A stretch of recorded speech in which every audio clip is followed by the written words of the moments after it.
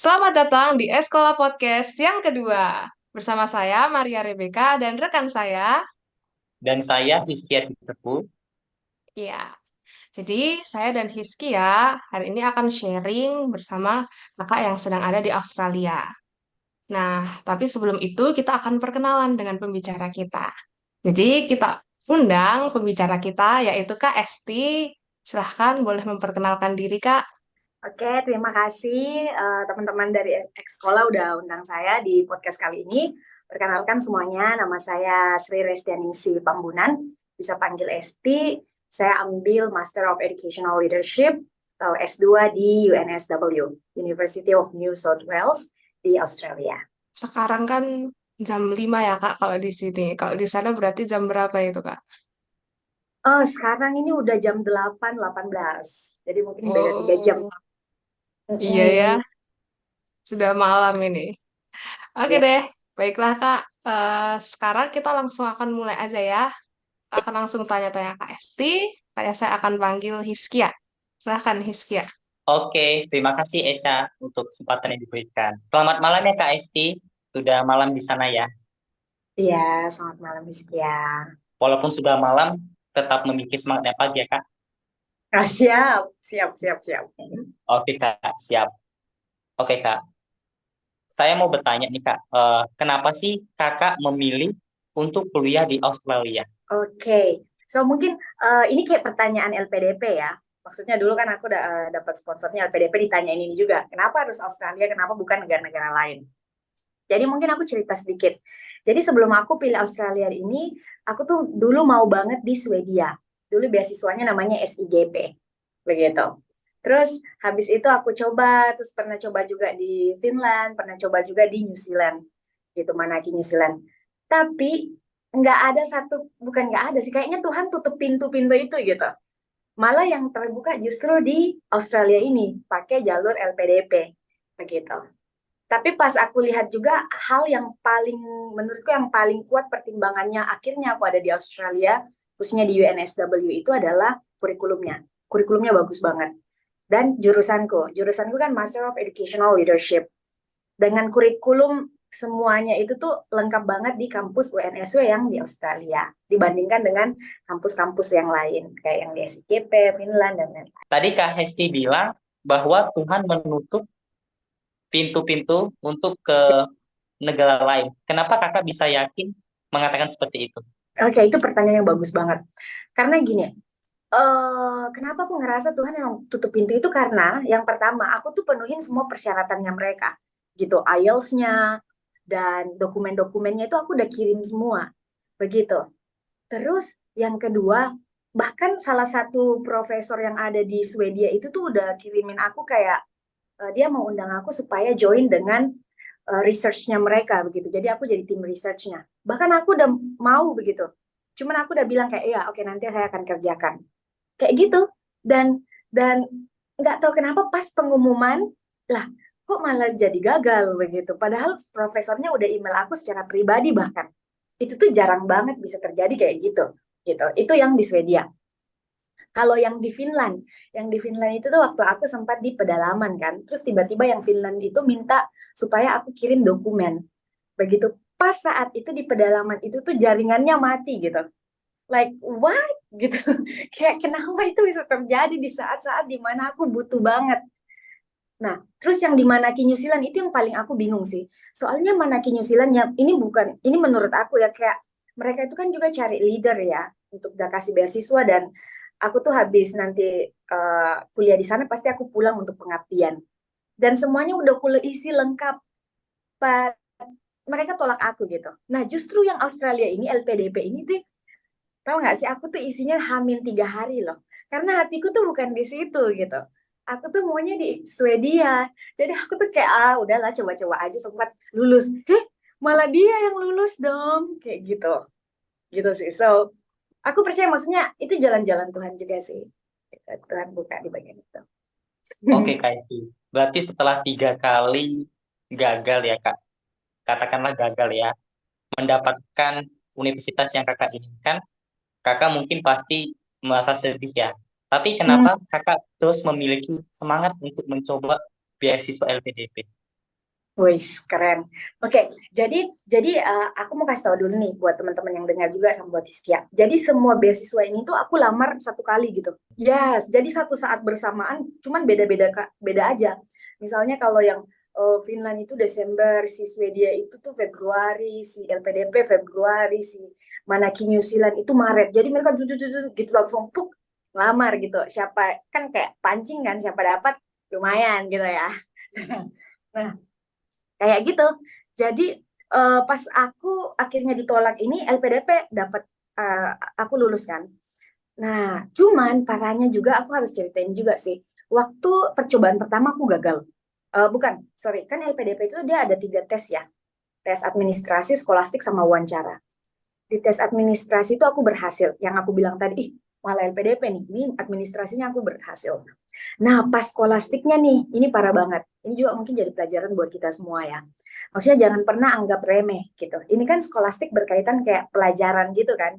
Kayak tes-tes CPNS gitu. So kayak sombong gitu kayak, ah itu bisa lah orang aku udah ngajar kok berapa tahun gitu. Wih, Tuhan tuh langsung kayak, ini nih nggak belajar serius gitu. Jadinya aku gagal dong.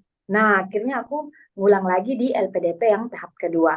Kenapa aku akhirnya tetap semangat? Karena aku ngerasa maksudnya gini, aku punya tujuan adalah, mungkin nanti kamu akan tanya itu ya kali ya. Aku punya tujuan yang besar sekali bahwa ilmu pengetahuan dan pengalaman yang akan aku dapatkan di luar negeri ini akan sangat amat bermanfaat bagi orang-orang lain. Dan aku udah pilih untuk, waktu itu aku udah resign dari tempat kerjaku. So, no turning back gitu loh. Nggak akan ada orang balik lagi gitu. So nggak, take it or leave it. I take it gitu. Jadi aku ambil itu, apapun resikonya. Kalau aku gagal lagi, aku akan coba lagi sampai aku dapat. Weh, keren ya, asik. Nggak Iya. bercanda. Siap, Kak. Berarti memang Kakak belajar sepele dan tetap mengandalkan Tuhan. Dan juga Iya, ada risiko ya, Kak, yang Kakak ambil. Kakak resign dari yes, tempat kerja Kakak. yes, Tapi, iya, Kak, iya. ketika Kakak dalam kondisi bawah dan kondisi yang gagal, siapa yang memberikan motivasi dan semangat untuk Kakak untuk terus mengejar mimpi Kakak? Keren. So, dulu aku pernah, waktu aku udah resign kan, aku kan akhirnya keluar dari asrama kan.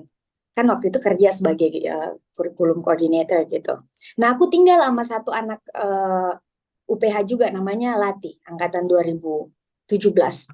Dan dia tuh tahu banget bagaimana jatuh bangunnya aku, terus aku kayak sedih-sedih nangis gitu waktu aku ditolak kan, terus mana aku udah lost job gitu, udah hilang pekerjaannya. Dan dia selalu kuatin aku. Menurutku Tuhan pakai dia, dan juga ada beberapa orang-orang yang Tuhan pakai juga di sekitar itu. Khususnya waktu itu aku nggak pulang karena aku nggak kasih tahu keluarga aku bahwa aku udah resign. Aku takut mereka khawatir gitu loh. So, si Lati sangat ngerti itu, sama beberapa orang-orang SPH juga yang lain kayak gitu. Oke, berarti memang Kak Lati memiliki peran penting ya, Kak, di dalam perjalanan Kakak, Hesti. Ya. Tapi, Kak, kalau boleh tahu, bagaimana Kakak akhirnya menyampaikan berita kelulusan Kakak kepada kedua orang tua? Oh, oke. So, jadi waktu itu kan, waktu di bulan November gitu, pengumumannya. Terus tahu kan, itu kan LPDP dia itu kayak tengah malam gitu, kalau waktu Papua tuh jam 12 loh. Jadi aku tuh bukanya kayak gini kan, tutup-tutup gitu, terus ada gitu. Lulus dong, terus aku kayak nangis kan.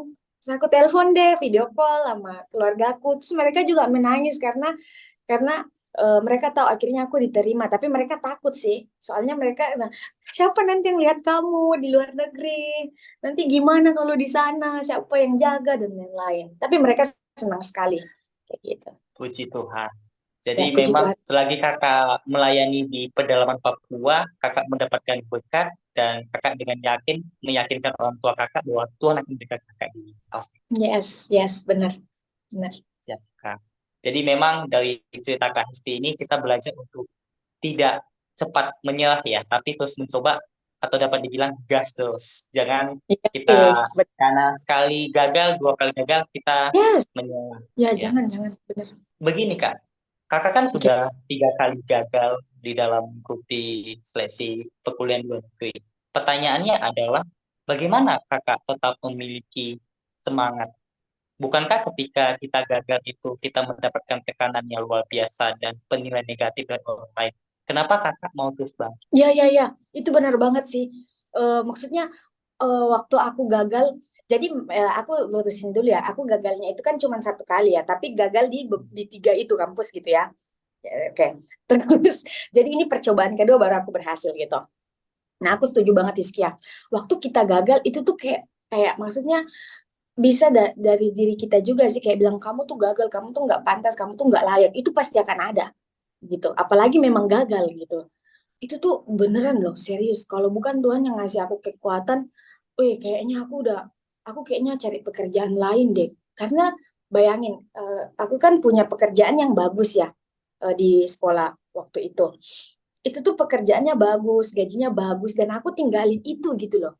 Demi kejar something yang nggak pasti dan sekarang gagal, itu tekanannya besar banget. Tapi yang pertama, menurutku Tuhan, maksudnya gini, selalu berdoa, andalkan Tuhan, dan baca firman Tuhan serius. Serius, setiap pagi aku tuh habisin banyak waktu untuk renungin itu dan refleksiin itu.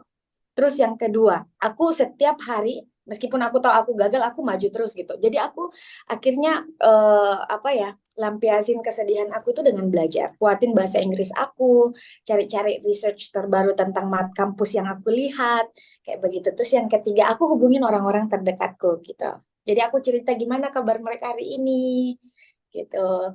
Terus bisa minta doa. Terus aku tetap aktif pelayanan. Waktu itu aku pelayanan di sekolah minggu. Jadi bisa melayani anak-anak, begitu. Jadi tetap bermanfaat meskipun aku udah nggak kerja, tapi hidupku tuh tetap aktif gitu. Tapi lebih daripada itu ya, karena aku memang mau melayani mereka. Dan mereka benar-benar kasih aku penguatan loh.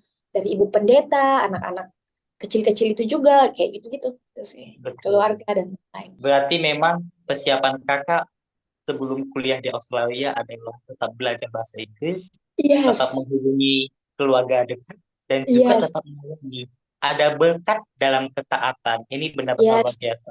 Kadang yes, kita lebih suka melayani Tuhan ketika kita dalam posisi atas atau posisi berhasil. Tapi yep, ketika kita di bawah atau gagal, sulit sekali yep, melayani Tuhan. Tapi dengan cerita kakak, kita melihat bagaimana firman Tuhan itu memang iya dan yes, amin.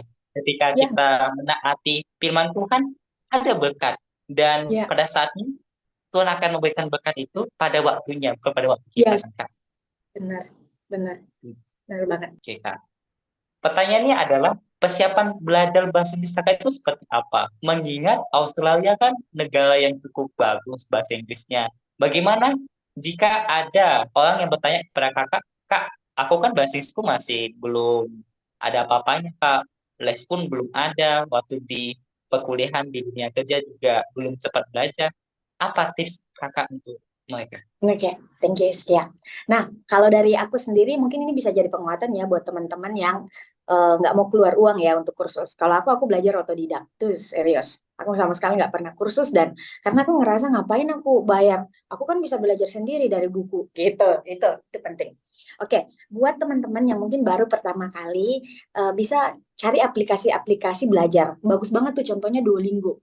Itu tuh Duolingo menurutku bagus gitu. Karena dulu aku sempat belajar bahasa Mandarin juga pakai Duolingo, dan itu tuh kayak membantu gitu.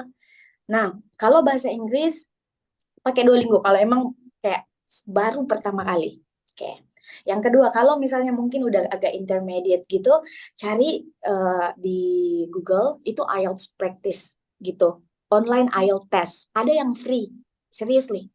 Nah, karena kan gini, kuncinya kalau you mau pergi ke luar negeri, kamu kasih nilai TOEFL atau IELTS, ya kan? Nah, kalau aku sih memang aku sukanya IELTS ya. Nggak tahu IELTS suka aku apa tuh, nggak percaya. Oke, so jadi pelajarin di situ, latihan terus. Ini aku kasih tahu ya buat teman-teman, nggak ada satupun orang yang langsung bagus bahasa Inggrisnya. Serius. Dulu pertama kali tuh aku diajak sama temanku anak TC namanya Natalia. Dia pertama kali kenalin si website ini. Nanti cari sendiri. Online IELTS test free gitu. Nilai kami tahu nggak berapa? Nilaiku 2,5 atau 3,5 loh. Itu percobaan pertama, weh. Serius, percobaan pertama. Tapi karena latihan, akhirnya puji Tuhan. Jadi cukup tinggi begitu, bahkan udah lewatin standarnya gitu. Itu jadi jadi gini, kuncinya adalah practicing gitu, latihan. Oke, latihan itu. Terus selanjutnya adalah vocab gitu, perbanyak kosakata. Aku ingat banget satu buku yang pernah aku baca itu dari Laskar Pelangi ya. Ini yang memotivasi aku untuk belajar bahasa Inggris. Karena dulu SMP, SMA kan aku nggak terlalu bagus ya bahasa Inggrisnya. Tapi bagusnya adalah aku suka hafal kosakata. 5 setiap hari, serius. Waktu itu aku nggak tahu ngapain aku hafal kosakata bahasa Inggris. Cuman kayak keren aja sih kalau misalnya lihat orang pakai bahasa Inggris tuh keren gitu. Jadi aku ikut hafal-hafal, ternyata ada dampaknya gitu. Serius. Jadi kayak latihan-latihan meskipun nggak terlalu jago bicara langsung di saat itu, tapi karena latihan-latihan itu jadi tabungan kosakatanya banyak. Dari kosakata kemudian bisa jadi kalimat, dari kalimat akhirnya bisa jadi suatu percakapan gitu. Jadi itu juga banyakin kosakatanya gitu. Dan jangan malu untuk coba ngomong deh. Coba ngomong deh.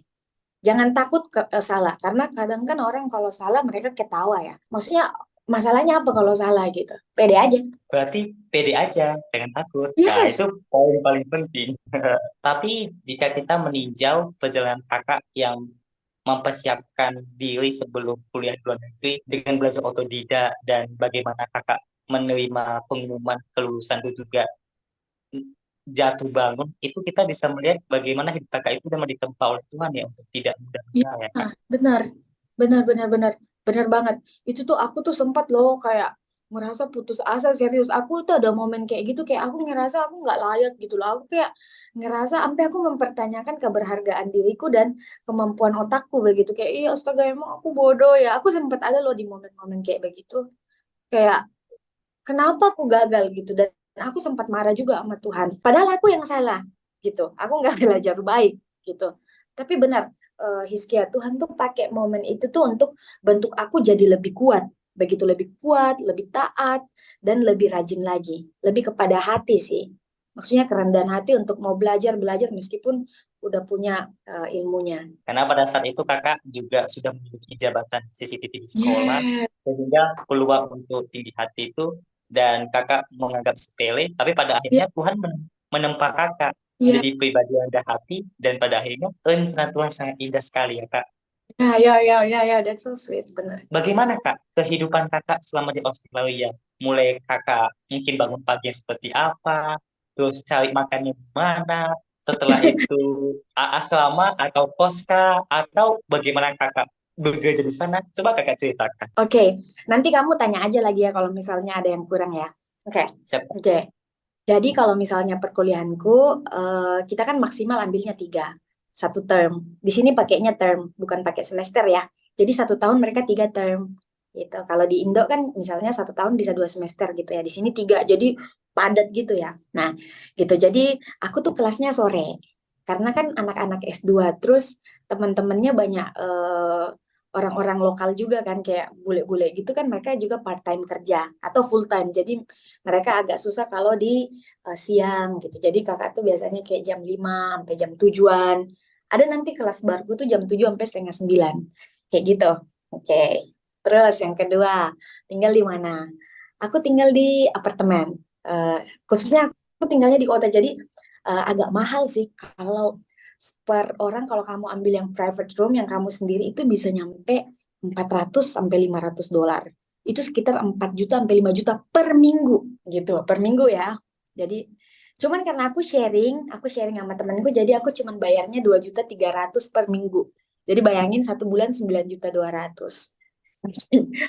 Udah kayak gaji kita di Indo ya, bahkan lebih besar lagi gitu. Terus aku ke kampusnya naik light rail. Jadi di Australia itu tuh kalau kamu tinggal di kota, jadi ada kereta api. Jadi kamu waktu jalan itu tuh kereta api, kayak kereta api tapi dia lebih bagus. Lebih bagus banget menurutku ya. Di samping kamu gitu. Awalnya aku kaget kayak, ih kok bisa sih kereta apinya di tengah jalan gitu. Ih gitu, tapi keren sih. Terus aku masak sendiri. Aku beli. Jadi LPDP kan ngasih kita uang bulanan ya. Uang bulanan. Jadi uang bulanannya itu dikasih setiap 3 bulan sekali. Jadi sekalinya kamu dapet tuh banyak banget gitu. Nah itu harus pintar-pintar tuh diatur uangnya, jangan sampai boros gitu. Tapi menurutku itu lebih dari cukup sih. Gereja, nah kalau gereja ini juga paling penting sih. Jadi pokoknya waktu aku pertama tiba, aku tuh langsung cari gereja. Serius, karena aku ngeliat banyak hal yang bikin aku kaget di Australia ya. Khususnya karena baru pertama kali datang, jadi culture shock. Jadi aku cari gereja, aku bergereja di Saint Andrew, begitu. Itu 3 menit aja dari rumah. Memang aku sengaja sih pilih gereja yang dekat biar bisa pelayanan juga di situ, dan aku join Bible study di situ. Dan juga di kampus ada satu juga Bible study-nya gitu. Terus kalau aktivitasnya, aku suka volunteering gitu. Jadi dulu pernah volunteering yang di rumah sakit, kayak volunteeringnya lucu loh. Maksudnya kalau di Indo kan kita kayak ke rumah sakit atau apa, itu kamu kayak jual-jual gitu. Terus kamu dapat uang, uangnya buat mereka. Terus aku ikut klub-klub, bukan klub malam ya. Maksudnya student club gitu yang yang positif. Jadi aku pernah ikut yang e-communicate, begitu jadi bisa ketemu teman-teman baru. Terus banyak acara-acara aku pasti ikut kalau mahasiswa, biar banyak jaringan dan juga networkingnya jauh lebih bagus. Gitu. Aku juga volunteering sih di SMA. Jadi bukan pernah sih, masih volunteering di SMA buat pimpin mereka punya project leadership. Berarti memang pelayanan kakak selama sekolah minggu di pedalaman itu juga terbawa melayani di Australia sebagai volunteer juga ya, melayani Ya, di rumah sakit atau tempat lain. Dan ya. pertanyaan selanjutnya adalah, apakah kakak merasa tertekan ketika kuliah di Australia sendiri? Mengingatkan kakak perempuan dan juga baru pertama kali ke Australia, bagaimana kakak terus menyemangati diri kakak supaya bisa semangat di Australia? Hmm, hmm. Oke. Em, Waktu aku tiba di Australia, serius, aku kaget banget, serius. Kaget karena semuanya baru, dan mereka ngomong pakai bahasa Inggrisnya memang agak beda ya logatnya ya. Bukan kayak logat Amerika yang biasa kita dengar kan. So, itu buat aku, kayak gitu kan. Tapi akhirnya, jadi meskipun aku dalam di sini pun, maksudnya gini, aku udah menjadi mahasiswa, aku tetap belajar terus. Begitu ya. Nah, gimana caranya biar aku tetap semangat? Aku mikir gini, waktu Tuhan izinkan aku dapat beasiswa ini, aku wakil dari negara, dapat beasiswa LPDP. Aku percaya ada banyak orang-orang yang sedang doakan aku supaya aku bisa berhasil di sini. Karena mereka tahu bahwa aku akan pulang dan aku akan bawa bekal atau something yang aku bisa bagikan buat mereka. Aku ingat mereka. Jadi setiap kali aku kayak capek gitu, terus kayak papernya banyak banget serius yang harus dibaca serius. Terus aku kayak, Esti ingat, ada banyak orang yang tunggu kamu pulang, dan semakin banyak kamu pelajari, itu pasti akan jadi berkat buat orang lain. So, aku selalu ingat itu, berusaha untuk ingat itu, biar jadi kekuatanku begitu. Terus aku ingat juga, negara udah mahal-mahal gitu, sekolahin aku, investasi negara nih, ini nggak main-main nih, investasi negara nih. Harus baik-baik, harus jadi representasi. Kalau orang lihat, oh orang Indonesia, anak Tuhan, wow luar biasa. Mereka bisa bilang gitu. Gitu sih. Kayak gitu sih, Hiskia. Wow, benar-benar memberkati ya, karena kakak mengingat doa-doa dari banyak orang. Mau nanya ini kak, kakak dari suku dan daerah mana? Oh ya, kalau aku orang Toraja ya, dari daerah bukan Makassar sih, tapi daerah Sulawesi Selatan, tinggalnya di Wasponda, begitu. Jadi ya, cuman aku cuman mau lurusin aja. Tadi yang pas aku bilang pedalaman, aku pernah memang pelayanan di situ karena mereka undang kami sebagai pembicara. Tapi aku di Palopo, bukan di Palopo, di Papua, cukup kota di daerah Sentani. Aku pelayanan di daerah Sentani di Sekolah Papua Harapan kurang lebih 4 tahun. Gitu. Oke, berarti 4 tahun kan di Sentani. Yes, yes, yes. Berarti apakah kakak ketika di Australia mencari komunitas orang Toraja juga? Oh, itu tuh susah loh. Di sini Oh tuh susah ya? menurutku, yes, susah dapat komunitas yang orang Toraja. Yang banyak itu tuh orang-orang Jawa, begitu. Oh, orang Jawa Orang banyak di sana. Kalimantan, yes, orang Kalimantan, Chinese Indo itu banyak bisa Oke. Bunda dapatnya. Jadi kakak masih bersosialisasi sama mereka? Iya, pasti, pasti karena kayak rindu juga ya, maksudnya kalau ngomong pakai bahasa Inggris terus, kadang tuh kayak aduh merindu nih pakai bahasa Indonesia, asik. Nggak juga sih maksudnya, Oke. tetap itu selalu ingat ya. Cuman menurutku kalau kita punya komunitas khususnya orang Indo itu tuh kayak kita rindu rumah itu, kita bisa lewat dari mereka gitu. Kita bisa ngomong sama mereka, interaksi dengan mereka, itu tuh bisa jadi satu kerinduan yang bisa terlampiaskan gitu karena bisa lihat mereka langsung dan ngobrol. Oke, pasti. Berarti walaupun di negeri Australia, hati selalu ingat sama Indonesia. Ini sudah tahun Ya, keberapa kakak di Australia? oh ini aku baru 5 bulan. Oh, baru 5 bulan. Oke. Yes. Wow. Siap, siap. Tuhan menolong kakak ya kak. Kami akan senang mendengar cerita kakak selanjutnya nanti. Amin. Siap, siap pasti, pasti. Berarti kakak nanti ini berapa tahun di sana? 2 tahun ya? Eh, aku tuh mungkin karena dapat pengalaman kerjanya, jadi UNSW itu kasih kredit gitu. Jadi aku bisa selesai lebih cepat. Jadi harusnya aku tuh kan 2 tahun ya, tapi mereka kasih aku 1 tahun 7 bulan kalau nggak salah. 1 tahun 7 bulan atau 9 bulan. Tapi aku lihat karena aku kan ambilnya full-full gitu kan. Jadi aku bisa selesai lebih cepat lagi gitu. Cuman aku Wah, nggak tahu gimana rencana ke depan. Semoga lulus-lulus gitu ya. Ya itu juga didoakan sih. Tapi saat mereka kasihnya itu cuma 1 tahun 7 bulan. oke Kak Esti. Bagaimana pengaruh pendidikan Kristen terhadap panggilan kakak untuk kuliah di Australia? Wow, ini pertanyaan yang eh, kuat banget ya, dan menurutku ini pertanyaan yang harus ku jawab secara serius begitu. Pengaruhnya itu besar sekali. Menurutku gini, menurutku itu pengaruhnya sangat besar dan sangat luar biasa waktu aku dapat kesempatan untuk dapat pendidikan Kristen. Khususnya kan waktu S1 di UPH ya. Jadi banyak belajar juga tentang pendidikan Kristen dan lain-lain sebagainya. Karena gini, waktu kita ke luar negeri itu tuh beda banget loh. Beda banget. Beda budayanya, beda cara mereka berpikir, dan tantang, dan kamu akan sangat ditantang untuk tetap pegang iman kamu. Aku kasih contoh lah. Kalau di sini mereka itu tuh jauh lebih terbuka, khususnya dengan eh, seks bebas ya, seks itu dan lain-lain, dan LGBT.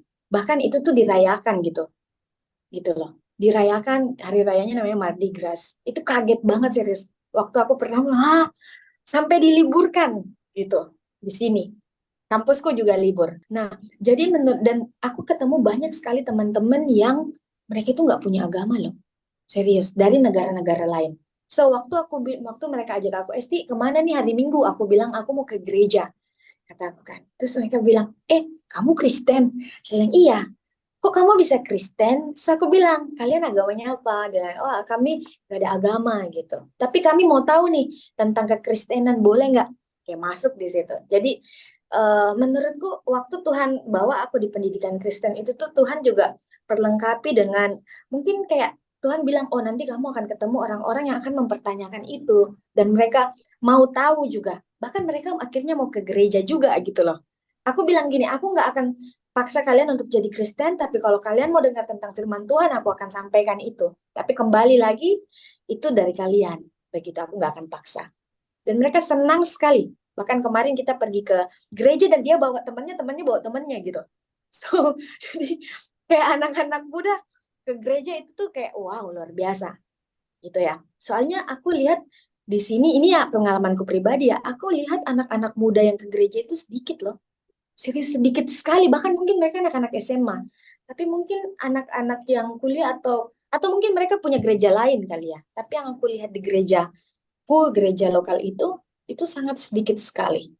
Begitu. So, pendidikan Kristen itu bisa jadi jadi batasan yang kuat dan juga fondasi yang kuat waktu imanmu akan ditantang. Bahkan aku juga ketemu banyak teman-teman yang bilang, kenapa kok harus percaya Kristenan? Kayak gitu.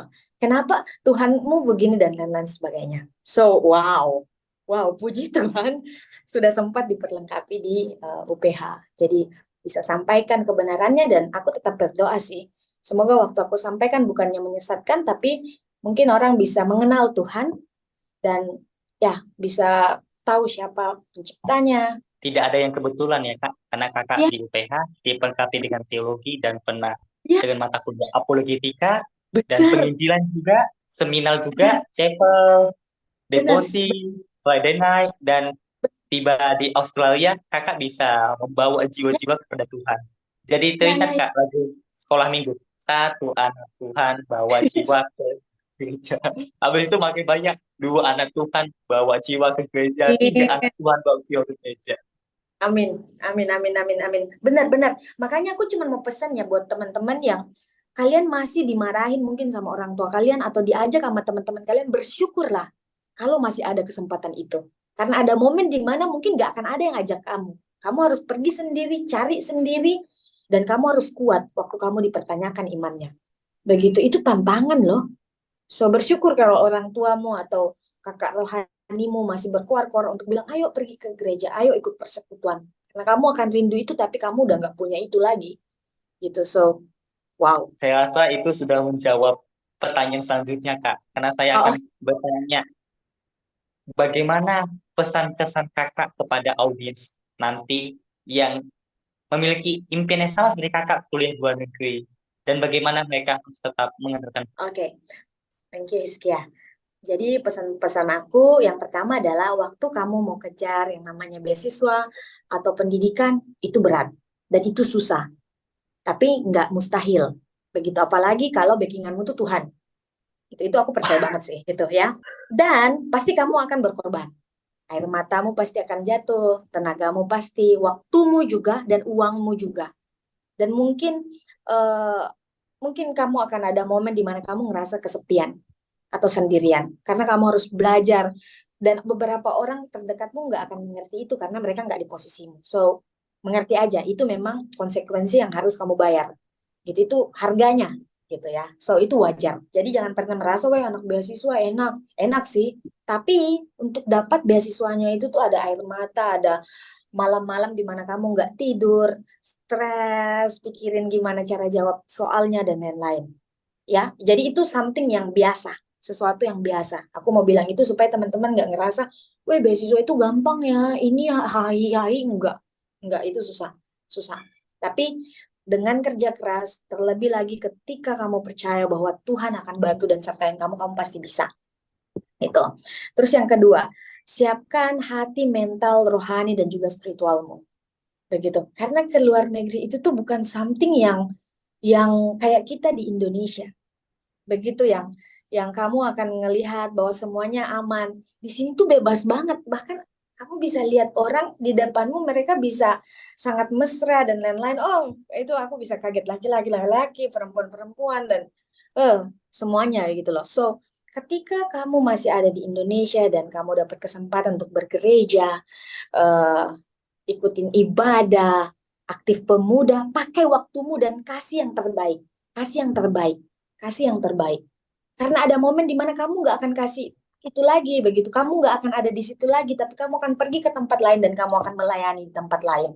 So, jangan pernah bilang, ah masih lama kok, jadi pas pelayanan setengah-setengah aja, sembarang-sembarangan. Jangan, jangan. Karena Tuhan akan berkati pelayananmu itu. Dan orang-orang yang kamu layani itu, mereka juga akan berdoa buat kamu. Supaya waktu kamu dipilih atau kamu pergi ke luar negeri, Tuhan akan jaga kamu, Tuhan akan lindungi, dan bahkan Tuhan akan tetap buat kamu bertumbuh dalam iman dan juga dalam pikiran kamu. Kayak gitu sih. Puji Tuhan, ada berkat dalam ketaatan. Jadi Iya, memang tidak ada yes. yang sia-sia, walaupun kita belum menikmati hasilnya, tapi Ya, kita setia karena benar. backingan kita Tuhan. Kalau Yes. backingan kita presiden, mungkin kita akan Iya, bangga, tapi ini backingan kita Tuhan bagian masalahnya ya. Jadi iya benar. jangan Nggak main. takut, terus saja melangkah. Siap, Oke, benar Kak. banget. Siap Kak Hesti. Terima kasih ya Kak untuk sharing pada malam ini. Kami berharap audiens yang mendengar pada hari ini semangat untuk melayani Tuhan. Dan Iya, jangan patah semangat, layanilah Tuhan senantiasa dan andalkan Dia. Pada akhirnya, Tuhan akan menyediakan pelayanan yang lebih besar lagi yang bisa kamu iya. selesaikan. Terima kasih Kak Hesti untuk sharing yang memberkati pada hari ini. Sekarang, saya akan kembalikan kepada rekan saya, Echa. Oke. Jadi gimana nih? Tadi saya waktu dengar tuh kayak ini banget ya, sangat menikmati gitu. Karena indah sekali bagaimana Tuhan merancang ini ya, merancang cerita dalam kehidupannya KST begitu. Di dalam Iya, kegagalan, di dalam tantangannya, di dalam keberhasilannya pun terus iman kita diuji ya Kak untuk tetap mengandalkan Tuhan. Jadi benar. bersyukur banget Kak Vika boleh mendengar sharing dari Kakak. Terima kasih buat kesediaannya. Kiranya sharing dari Kakak ini juga boleh menjadi berkat buat yang mendengarkannya ya. Siapa tahu nanti ada teman-teman di sini juga yang sedang melihat, lalu nanti menyusul nih ke Australia, ketemu Kak Esti juga nih. Amin. Oke. Nah Kak Esti, eh, Kakak boleh promote IG juga nggak nih? So, buat teman-teman yang ada di rumah atau yang lagi dengar podcastnya, segera follow IG-nya Exkola ya. Itu tuh kalian akan sangat beruntung sekali karena nggak cuman podcast-podcast tentang beasiswa, tapi juga bagaimana pendidikan Kristen itu tuh bisa sangat membantu buat kita nih guru-guru dan juga buat anak-anak kita. So, what are you waiting for? Join and also follow Exkola. Oke, jadi sekian dari sharing kita hari ini. Tunggu podcast kita yang selanjutnya. Kiranya semua ini hanya untuk kemuliaan Tuhan. Terima kasih, sampai jumpa kembali. Sampai jumpa kembali Terima semuanya. kasih semuanya, sampai jumpa.